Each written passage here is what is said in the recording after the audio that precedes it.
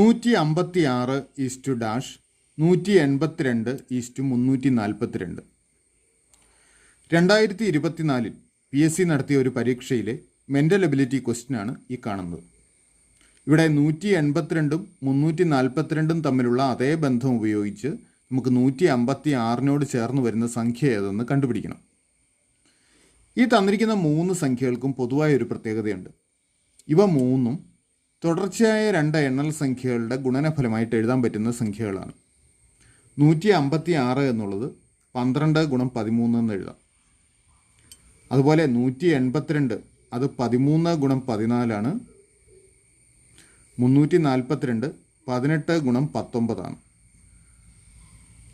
അപ്പോൾ ഇനി നമുക്ക് 13 × 14 18 × 19 തമ്മിലുള്ള ബന്ധം കണ്ടുപിടിച്ചാൽ ആ ബന്ധം ഉപയോഗിച്ച് 156 ചേർന്ന് വരുന്ന സംഖ്യ ഏതെന്ന് കണ്ടുപിടിക്കാം. നോക്കുക, ഇതിലെ ആദ്യ സംഖ്യ 13. ഈ 13നോട് 5 കൂട്ടിയാൽ 18 കിട്ടും. അതുപോലെ 14നോട് 5 കൂട്ടിയതാണ് 19. അപ്പോൾ ഇവിടെ വരുന്ന സംഖ്യകളോട് 5 വീതം കൂട്ടി അവയുടെ ഗുണനഫലം എടുത്താൽ നമുക്ക് ഉത്തരത്തിലെത്താം.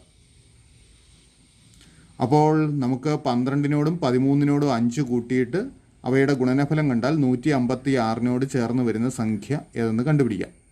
12നോട് 5 കൂട്ടുക. 12നോട് 5 കൂട്ടിയാൽ 17 ആയി. 13നോട് 5 കൂട്ടിയാൽ 18 ആയി. ഇനി 17ഉം 18ഉം കൂടെ ഗുണിച്ചാൽ ഉത്തരം കിട്ടും.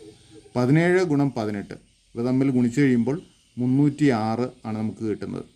അപ്പോൾ ഉത്തരം 306. ശരി ഉത്തരം ഓപ്ഷൻ ഡി.